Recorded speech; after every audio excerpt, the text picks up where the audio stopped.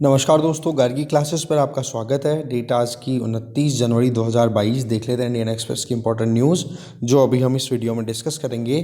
First जो news है वो है बेड बैंक से संबंधित, इस न्यूज़ को हम देखेंगे। दूसरी न्यूज़ है यहाँ पर कि बीजेपी के जो 12 एमएलएज को सस्पेंड किया गया था 1 साल के लिए महाराष्ट्र लेजिस्लेटिव असेंबली में, तो उस ऑर्डर को सुप्रीम कोर्ट ने ख़त्म कर दिया। बोला 1 साल के लिए आप कैसे सस्पेंड कर सकते हो, कानून के खिलाफ है ये तो।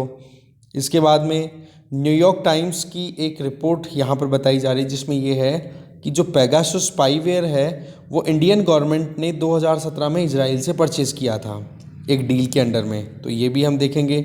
और फिर चौथा जो न्यूज़ है दैट इज़ रिलेटेड टू कि SC ST के लिए जो कोटा है प्रमोशन में, उसके लिए सुप्रीम कोर्ट ने ये कहा कि इसमें हम जो यार्ड स्टिक्स हैं, मतलब जो स्टैंडर्ड्स हैं, उनको हम बिल्कुल इग्नोर नहीं होने देंगे कि प्रमोशन के लिए जो भी स्टैंडर्ड्स फिक्स किए हुए हैं उन पर ध्यान दिया जाए। दैट मीन्स ये जो SC ST कम्युनिटी के जो इंडिविजुअल्स होते हैं, इनका जो रिप्रेजेंटेशन है वो अगर एडिक्वेट नहीं है तो रिजर्वेशन का प्रोविज़न अपहेल्ड किया जाएगा। इस मुद्दे पर भी हम नज़र डालेंगे, तो देखते हैं एक एक पॉइंट को डिटेल में।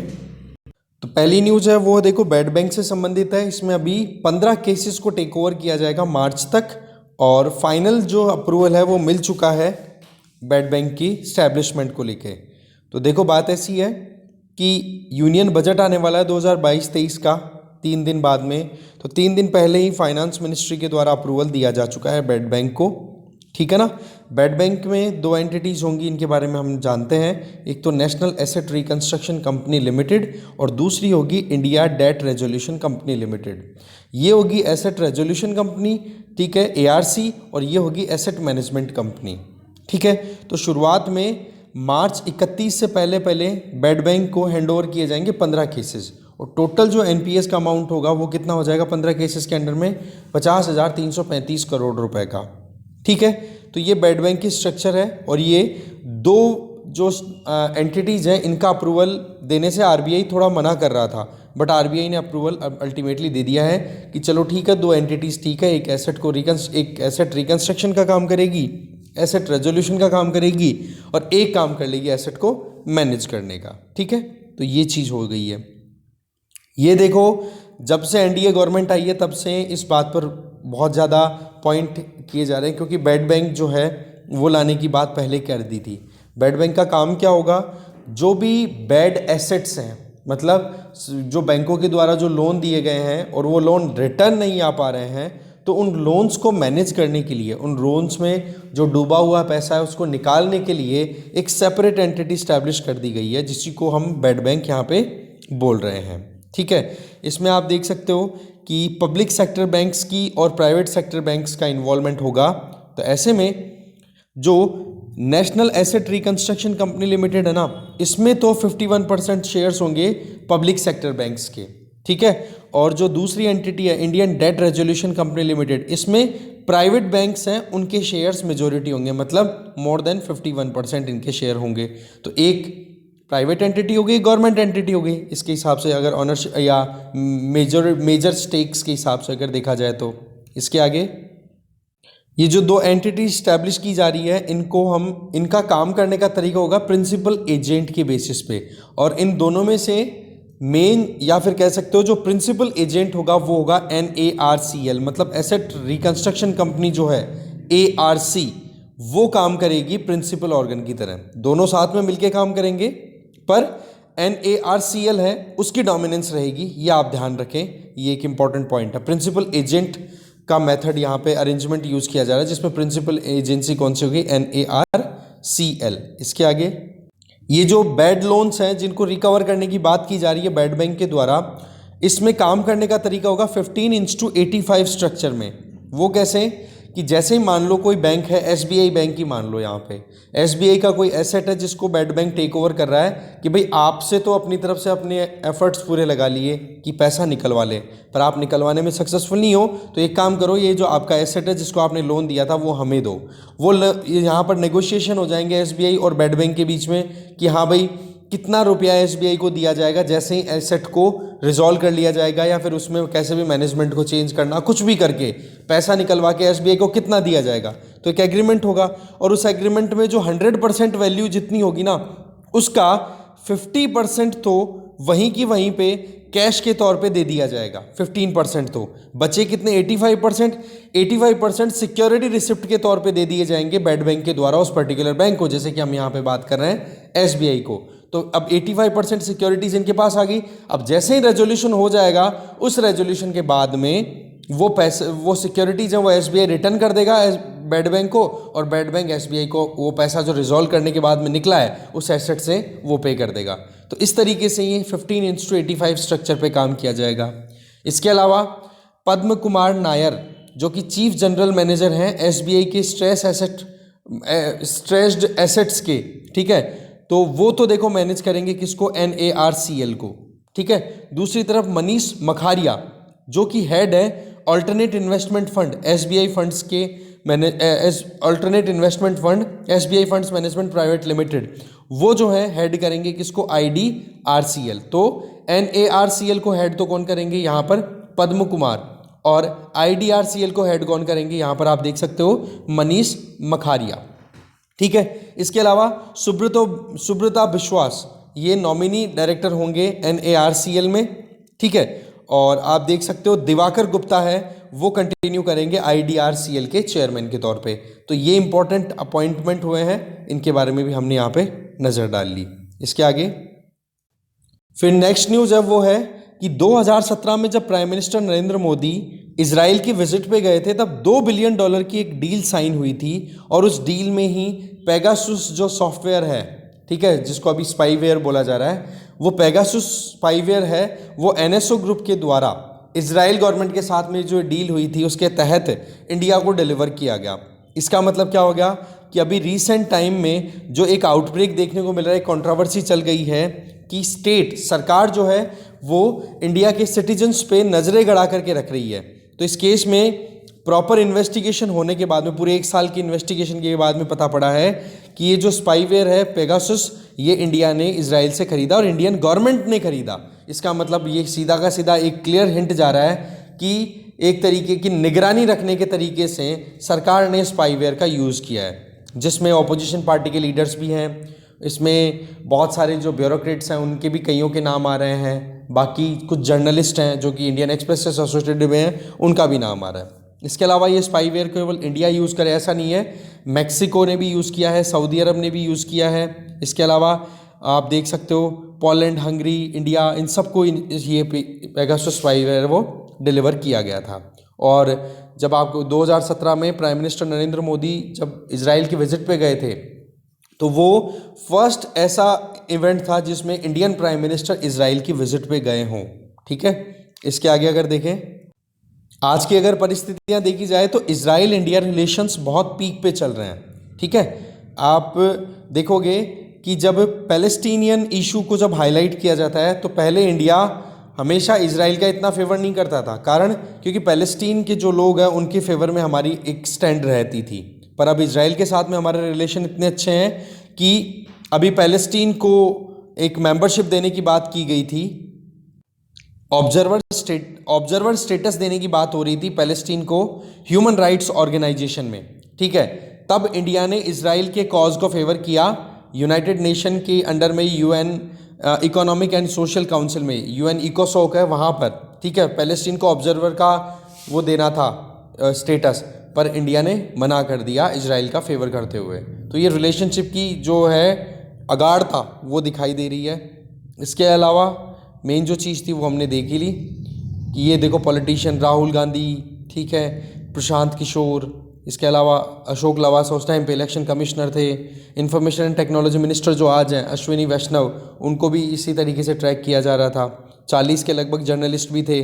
तो इस तरीके से पेगासस स्पाईवेयर से रिलेटेड वैसे हमने एक्सप्लेन पेज पूरा डिस्कस किया था पहले, और जैसे ही मुझे लग रहा है अब आ जाना चाहिए स्पाईवेयर के ऊपर कुछ और डिटेल, तो हम डिस्कस कर लेंगे, ठीक है। आगे चलते हैं। वैसे स्पाईवेयर का मतलब आपको पता होगा कि स्पाई दैट मीन्स जासूसी, सॉफ्टवेयर या हार्डवेयर का यूज़ करके आप किसी की जासूसी करो, दैट इज स्पाईवेयर, ओके। आगे चलते हैं। अगली न्यूज़ है, देखो महाराष्ट्र के असेंबली के स्पीकर के द्वारा, मतलब प्रिजाइडिंग ऑफिसर के द्वारा जो 12 बीजेपी MLAs को सैंक्शन कर दिया था, सस्पेंड कर दिया था, बोले 1 साल के लिए, तो उसको सुप्रीम कोर्ट ने साइड में कर दिया है। बोले कि ऐसा नहीं हो सकता क्योंकि कॉन्स्टिट्यूशनल बेसिस को आपको देखना पड़ेगा। ठीक है, तो सुप्रीम कोर्ट ने जो बातें कही है उनमें से एक तो मुद्दा है कि सेक्शन 151A ऑफ 1951 एक्ट, जो representation of people act of 1951 है ना, उसका सेक्शन 151A है, वो ही एक्सट्रीम बात करता है कि अगर आप कहीं पर किसी असेंबली की मतलब किसी असेंबली सीट के ऊपर जो इलेक्टेड मेंबर है उसकी मेंबरशिप आप कैंसिल करते हो, या फिर अनफॉर्चुनेटली उस एमएलए की डेथ हो जाती है तो वो वैकेंसी हो जाती है, तो आपको 6 मंथ्स के अंदर अंदर आपको उस जगह पे इलेक्शन कराने होंगे। मतलब वहाँ पर्टिकुलर 6 मंथ नहीं, मान लो कि अगर कहीं पे आप डिस्क्वालीफाई कर रहे हो, निकाल रहे हो, रिज़ाइन कर रहा है कोई भी इंडिविजुअल अपनी कॉन्स्टिट्यूएंसी से, तो उस केस में 6 महीनों के अंदर अंदर आपको इलेक्शन करवाने का एक प्रोविज़न दिया हुआ है। तो आप इन 12 एमएलएस को कैसे उनकी सीट से बर्खास्त कर सकते हो कि आप 12 महीने 1 साल तक जो है हाउस की प्रोसीडिंग्स में पार्टिसिपेट नहीं कर सकते। तो बोले ये चीज़ तो बहुत ही ज़्यादा कॉन्स्टिट्यूशन के प्रोविज़न के अगेंस्ट में हो गई, या फिर जो हमारे यहाँ पर इलेक्शन से संबंधित कानून है उनके खिलाफ चला गया कि आप 1 साल तक कह रहे हो कि हाँ जी आप एक साल तक हाउस में नहीं आ सकते। दूसरा, अगर होता भी है सस्पेंशन तो कितने टाइम के लिए होता है। मान लो यहाँ पर आगे प्रोविज़न दिया, आगे डिटेल दी हुई है, वो देखते हैं हम सीधा। यहाँ पर ये प्रोविज़न देखो आप, महाराष्ट्र लेजिस्लेटिव असेंबली रूल 53 की अगर बात करें तो उसमें क्या लिखा हुआ है सीधा, कि स्पीकर है वो किसी भी मेंबर को विड्रॉ करने के लिए कह सकता है कि इमीडिएटली आप हाउस से बाहर निकल जाओ, अगर वो इंडिविजुअल जो है वो मना कर दे कि स्पीकर की कही हुई बात को ना माने, या फिर उस मेंबर की जो कंडक्ट है वो बिल्कुल भी ठीक नहीं है, हाउस के ऑर्डर को बिगाड़ रहा है, तो इस केस में उसको बाहर निकालने के ऑर्डर दिए जा सकते हैं। पहला पॉइंट। दूसरा पॉइंट कि मान लो कि वो मेंबर फिर से इसी तरीके की हरकतें करता है तो दोबारा से स्पीकर जो है वो ऑर्डर दे सकते हैं कि उस मेंबर को बाहर निकालो। एक ही सेशन के अंदर, एक दिन तो पहले किया तब बाहर निकाल दिया, दूसरे दिन फिर से कुछ गड़बड़ की तो उस मेंबर को उस हाउस से बाहर निकाला जाएगा।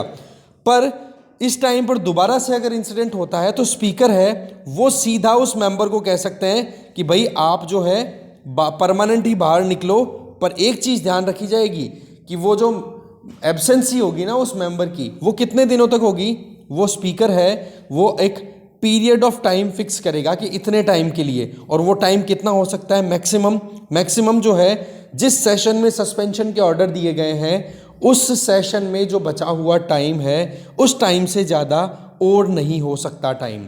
मान लो सेशन के बीच में, मान लो कि 15 दिन का सेशन हुआ, 15वें दिन ही सस्पेंड कर दिया मेंबर को, तो बचा हुआ जो टाइम है ना उस सेशन का पर्टिकुलर, चाहे वो बजट सेशन हो, चाहे विंटर सेशन हो, चाहे फिर मॉनसून सेशन हो, तो उस सेशन के लिए सस्पेंशन रहेगा।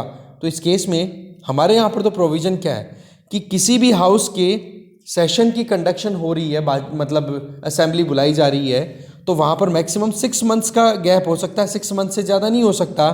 तो आप सस्पेंड कैसे कर सकते हो 1 साल के लिए, तो कॉन्स्टिट्यूशनल प्रोविज़न के अगेंस्ट में गया कि नहीं। और फिर बात ये आई कि लेजिस्लेचर जो है वो डेमोक्रेसी का एक इंडिपेंडेंट पिलर है, उसमें जुडिशरी इंटरवीन कैसे कर सकती है। तो ऐसे में बोले लेजिस्लेचर का अपना जो काम करने का तरीका है उसमें जुडिशरी कैसे इंटरवीन कर सकती है।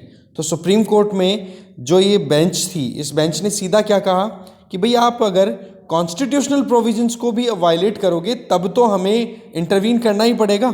अगर कोई मेंबर कॉन्स्टिट्यूशनल प्रोविजंस का वायलेशन की वजह से अगर कोर्ट को अप्रोच करेगा तो कोर्ट तो इंटरवीन करेगा, तो वही चीज़ यहाँ पे बोली गई है। दूसरा मुद्दा ये कहा गया था कि article 14 right to equality, article 21 right to life with dignity, ठीक है, इन दोनों को, या राइट टू लिबर्टी, बोले इन दोनों आर्टिकल्स का वायलेशन सीधा हो रहा था। तो इस केस में आप कैसे कह सकते हो कि जुडिशरी जो है वो इंटरवीन नहीं कर सकती लेजिस्लेचर की फंक्शन में, कम से कम जुडिशियल रिव्यू या जुडिशियल ओपिनियन तो दे सकती है कि नहीं। तो जुडिशियल रिव्यू के प्रोविजन की बात कही जा रही है यहाँ पे, क्योंकि ग्रोसली इलीगल अगर आर्बिट्रेरी या फिर अनकॉन्स्टिट्यूशनल मैनर में कोई भी काम किया जाता है तो वहाँ पर इंटरवेंशन बनता है, ठीक है। इसके आगे देख सकते हो ये जो सस्पेंशन था ना, ये जुलाई 2021 में किया गया था मॉनसून सेशन के टाइम पे। तब आप देख लो कितना टाइम तो बीत चुका है। आगे चलते हैं। नेक्स्ट है SC/ST कोटा से संबंधित कि जब प्रमोशन दिया जाता है किसी भी गवर्नमेंट डिपार्टमेंट में तो उसमें SC/ST कोटा का ध्यान रखना चाहिए या नहीं। तो top court that mean supreme court ने क्या कहा कि यार्ड स्टिक जो स्टैंडर्ड्स फिक्स किए हुए हैं अभी तक, उन स्टैंडर्ड्स को हम बिल्कुल भी इग्नोर नहीं करेंगे।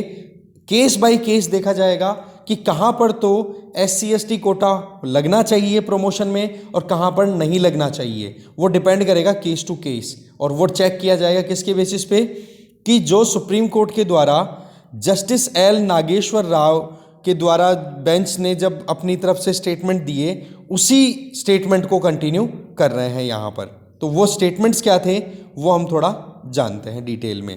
तो ये केस था 2006 का M नागराज।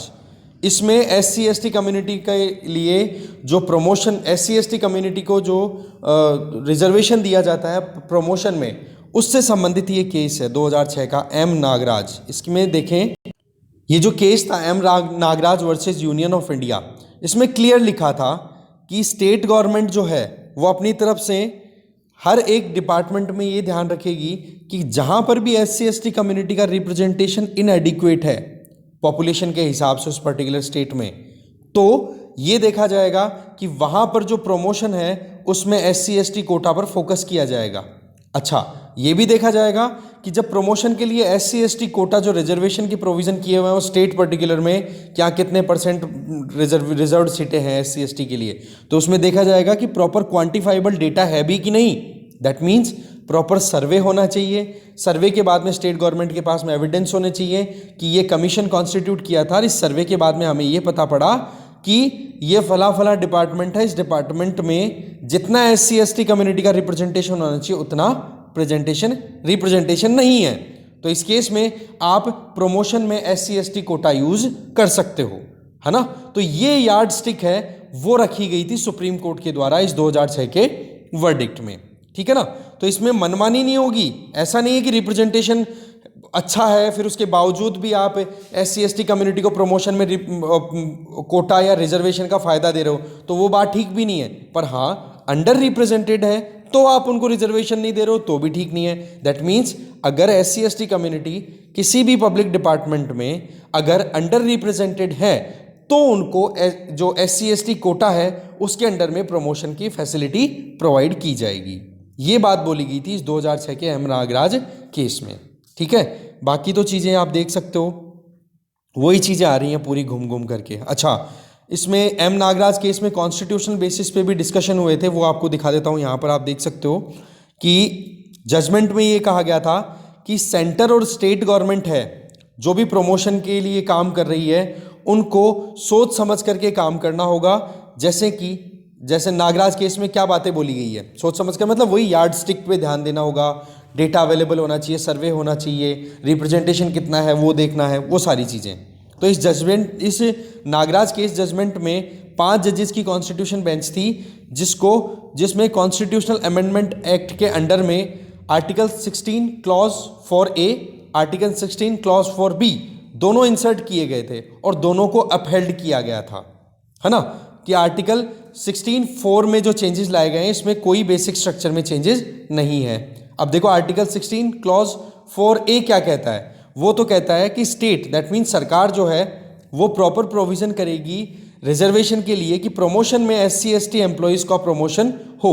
अगर ये कम्युनिटी SC/ST कम्युनिटी अगर उस पर्टिकुलर सर्विस में एडिक्वेट रिप्रेजेंटेड नहीं है, अगर SC/ST कम्युनिटी के एम्प्लॉयज़ की कमी है नंबर्स में, तो ऐसे में प्रमोशन के प्रोविजन करेगी। पहला पॉइंट क्लियर है।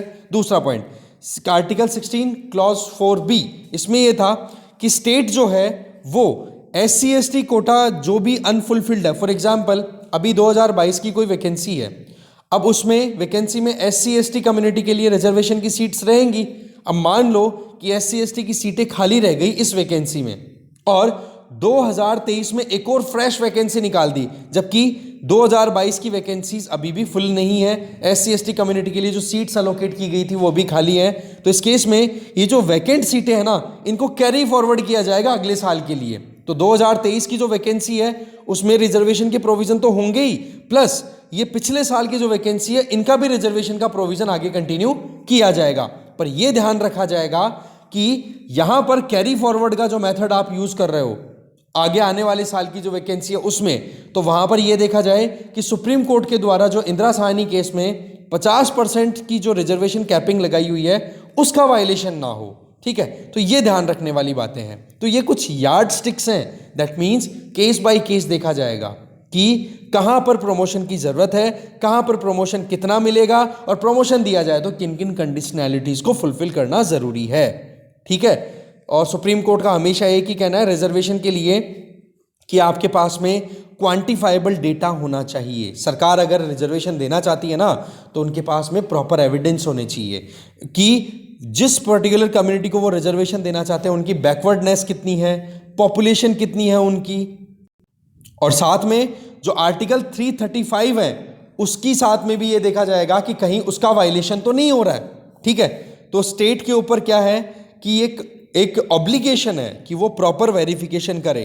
कारण कि 50% जो सीलिंग लिमिट डाली हुई है सुप्रीम कोर्ट के वर्डिक्ट के द्वारा, उसका वायलेशन भी नहीं होना चाहिए कि कहीं रिजर्वेशन देते देते पता पड़ा कि पिछले साल की भी सीटें खाली हैं, अब की बार भी वैकेंसी आ गई, अगली साल भी वैकेंसी आ गई, फुलफिल नहीं होने की वजह से अक्यूमुलेट होकर के ओवरऑल सीटों में 50% से ज़्यादा रिजर्वेशन हो गया, तो बोलो वो भी एप्लीकेबल नहीं है, लिमिट 50% की रहेगी रिजर्वेशन की। दूसरा, जो क्रीमी की जो डेफिनेशन है जिसमें रिजर्व्ड कैटेगरी के वो लोग या वो परिवार जिन्होंने अच्छी खासी लिविंग स्टैंडर्ड अचीव कर ली है, जिनकी इनकम लेवल अच्छी खासी है, जैसे ओबीसी में हम देखते हैं 8 लाख अगर इनकम है उनकी एनुअली, तो उस परिवार को कोई फायदा नहीं होगा रिजर्वेशन का, तो इस केस में वो क्रीमी हो जाते हैं। तो इन चीज़ों को कंसिडर करते हुए फिर रिजर्वेशन की बात की जा रही है।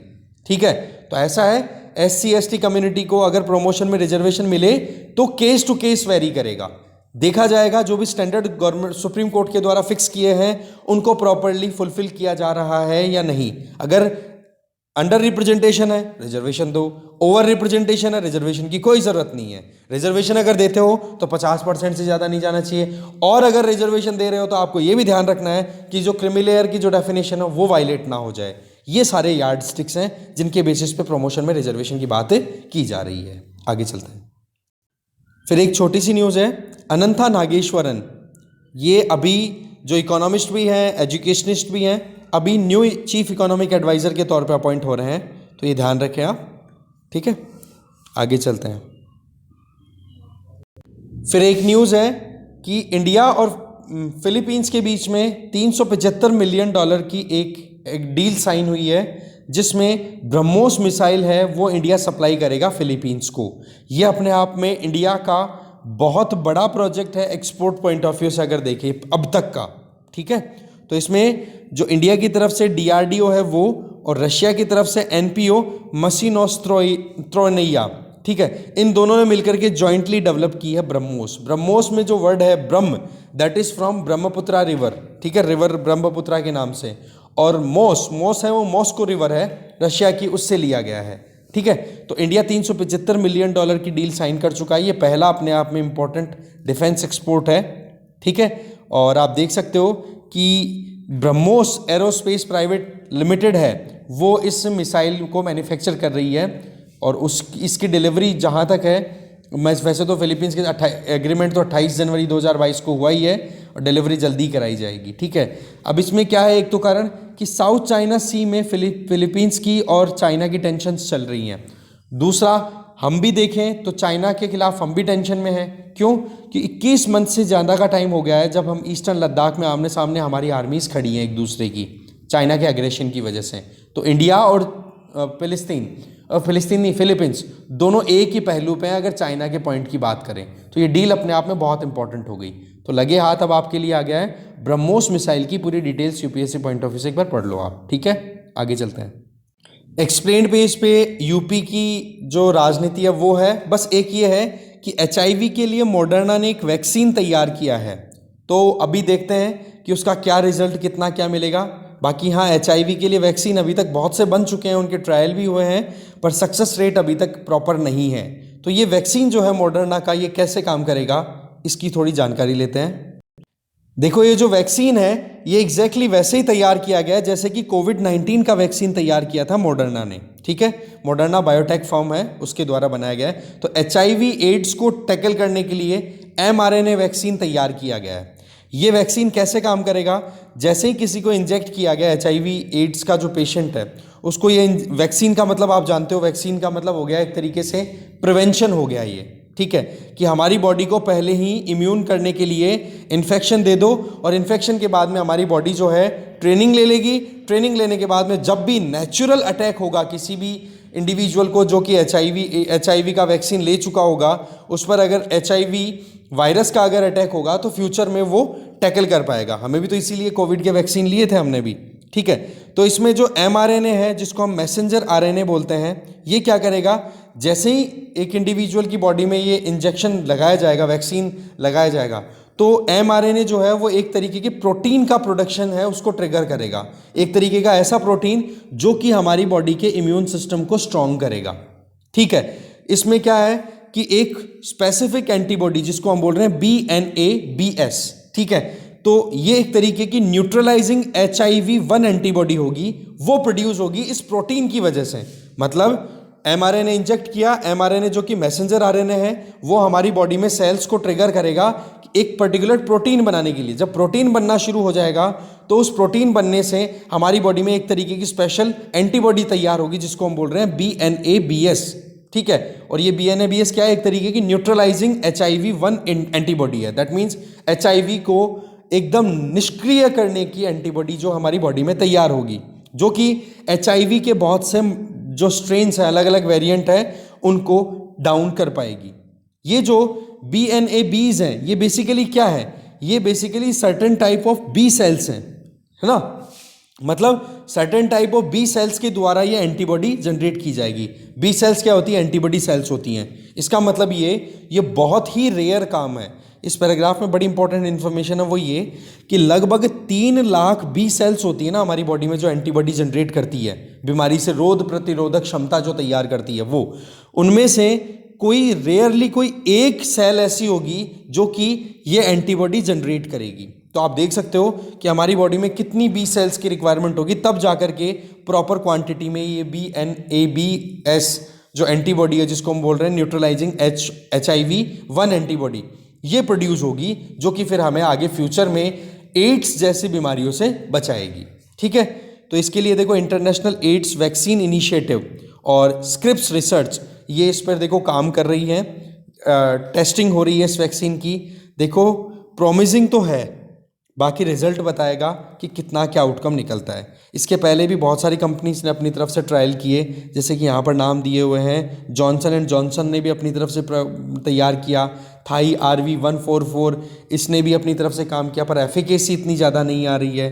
तो देखो mRNA टेक्नोलॉजी बेसिस पे अगर ये वैक्सीन तैयार होता है HIV को कंटेन करने के लिए, तो ये अपने आप में बहुत ही ज़्यादा सक्सेस रेट शो करने का स्कोप बताया जा रहा है एक्सपर्ट्स के द्वारा, ठीक है। तो ये काम कैसे करेगा वो हमने देखा, ठीक है। आगे चलते हैं। फिर देखो RBI के द्वारा जो अकोमोडेटिव स्टांस है उसको अब रिवर्स करने की कोशिशें चल रही है। डेप्यूटी गवर्नर RBI के उन्होंने यही बात बोली। अकोमोडेटिव स्टांस का मतलब सपोर्टिव स्टेप्स, कि इकोनॉमी को कैसे भी सपोर्ट किया जाए, जिसमें क्या था कि इंटरेस्ट रेट्स कम की गई थी RBI के द्वारा, तो उसको अब रिवर्स करने की बात हो रही है। एयरटेल में गूगल ने लगभग $1 बिलियन इन्वेस्ट करने की बात की है, ठीक है जी, एयरटेल को रिवाइवल मिलेगा। इसके अलावा 5GI और 5G का मर्जर करने के लिए अभी एग्रीमेंट हो गया है इंडिया में, जितने भी टेलीकॉम स्टेक होल्डर्स हैं या टेलीकॉम कंपनीज हैं वो 5GI, जैसे कि 5G टेक्नोलॉजी आपको पता है टेलीकम्युनिकेशन में यूज़ होने के लिए काम आएगी, राइट। अब इसमें क्या है कि 5GI जो है वो इंडियन स्टैंडर्ड्स की बात की जा रही है, जो कि डिपार्टमेंट ऑफ टेलीकम्युनिकेशन जो है वो प्लान कर रहा था कि India specific indigenously 5G technology तैयार कर ले, इसको हम बोलेंगे 5GI। पर प्रॉब्लम क्या आ रही थी टेलीकॉम ऑपरेटर्स को कि भाई इंडिया स्पेसिफिक हमें अलग से क्या इक्विपमेंट डिज़ाइन करने पड़ेंगे क्या? अगर इंडिया स्पेसिफिक अगर अलग से इक्विपमेंट डिज़ाइन करें, इंटरनेशनल स्टैंडर्ड्स के लिए जो 5G टेक्नोलॉजी चल रही है उनके लिए अलग से डिज़ाइन करें, तो बोला ऐसे तो बहुत ज़्यादा कॉस्टली पड़ जाएगा एक डिवाइस बनाना हमारे लिए। तो ये बहुत बड़ी इशू आ रही थी। तो ऐसे में इंटरनेशनल स्टैंडर्ड्स की जो 5G है वो और इंडियन स्टैंडर्ड की जो 5GI है वो दोनों को मर्ज करने के लिए एक एग्रीमेंट बन गया है। इसके अलावा एक्सपोर्ट की अगर बात करें तो 2021 का जो पूरा साल है ना, 2021 1 जनवरी से 31 दिसंबर, उसमें चाइना के साथ में हमारा एक्सपोर्ट जो है वो 34% राइज हुआ है, पर इंपोर्ट भी बहुत हद तक राइज हुआ है, इसलिए जो डेफिसिट है ना चाइना के साथ में ट्रेड डेफिसिट वो बढ़ गया है। इसके आगे अगर देखें 2021 के साल में यूएसए ने टॉप किया है मर्चेंडाइज ट्रेड में दैट मीन्स हम गुड्स का जो ट्रेड करते हैं लेन देन व्यापार, उसमें सबसे ज़्यादा हमने यूएसए के साथ किया, कितना 112 बिलियन डॉलर्स का।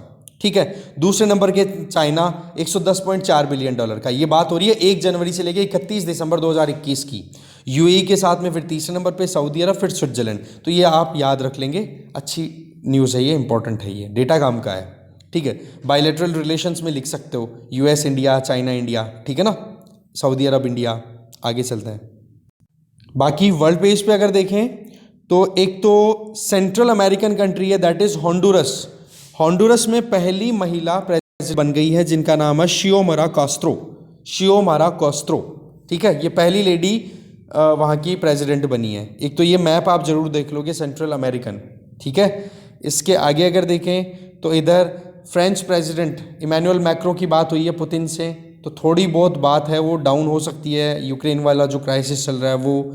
इसके अलावा जिस तरीके से यूरोपियन जो एग्रेशन है जिसको लेकर के रशिया अपनी डिप्लॉयमेंट करके रख रखा है रशिया ने अपने ट्रूप्स का, उसको लेकर के बातचीत करेगा रशिया किसके साथ, चाइना के साथ में, ये बात बोली गई है। इसके अलावा आप देख सकते हो कि कैसे गेमिंग की वजह से इन्फ्लुएंस होते हैं एक इंडिविजुअल के बिहेवियर में, कि पबजी गेम की वजह से जहाँ पे मार धाड़ की बात की जाती है, एक छोटे बच्चे ने 14 साल का बच्चा था पाकिस्तान में, उसने अपनी माँ को और अपने बहन भाइयों को मार दिया। ठीक है, ऑब्जेक्शन करने के चलते शूटिंग कर दी, शूट कर दिया, गोली चला दी।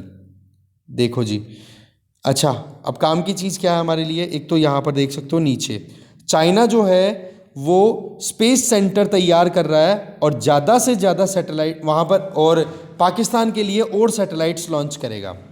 देखो चाइना और पाकिस्तान ऑल वेदर अलाई, दोनों के दोनों हर एक मौसम में एक दूसरे का सपोर्ट देने के लिए रेडी हैं। ठीक है, 2018 में भी चाइना ने पाकिस्तान के सैटेलाइट्स लॉन्च किए थे, इसी तरीके से पाकिस्तान स्पेस सेंटर भी जो है वो लॉन्च करने की बात की जा रही है जल्दी से जल्दी। इसके अलावा एक इम्पॉर्टेंट है lunar research station, international lunar research station ILRS, ये देखो प्रपोज्ड है जिसमें चाइना और रशिया दोनों मिलकर के काम कर रहे हैं। याद रखें आप ये international lunar research station, recently news में था, ये क्या है या कौन कौन से कंट्रीज़ का कोलैबोरेशन है, इसमें चाइना और रशिया हैं, और जहाँ तक है 2035 तक इसको कंप्लीट कर लिया जाएगा। तो ये अपने आप एक इम्पॉर्टेंट चीज़ थी जो हमने देखी। ठीक है, तो देखो इस डिस्कशन में जो भी इंपॉर्टेंट न्यूज़ थी वो हमने देख ली है। Okay, thank you very much for watching this video. कुछ बचा है तो आप देख लेना फिर। Okay, thank you.